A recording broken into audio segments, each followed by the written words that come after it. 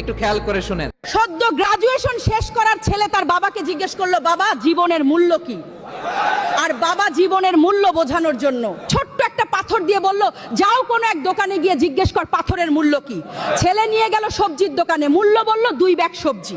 ছেলে এসে বাবাকে, বাবা জীবনের মূল্য 2 ব্যাগ সবজি। বাবা বলল না, এবার তুমি ওই যে রুমালটা আছে, পাথরটা রুমালে মোড়ে কোনো একটা বড় দোকানে যাও।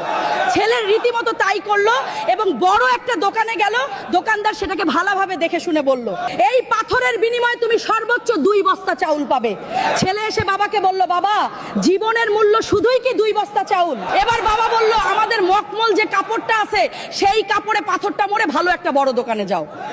এবার ছেলে বুদ্ধি করে, একটা জুয়েলার্সের দোকানে ঢুকলো। জুয়েলার সেটাকে দেখে শুনে বলল, এটা তো অমূল্য পাথর, তুমি চাইলে পাথরের বিনিময়ে আমার পুরো দোকানটা নিয়ে নিতে পারো।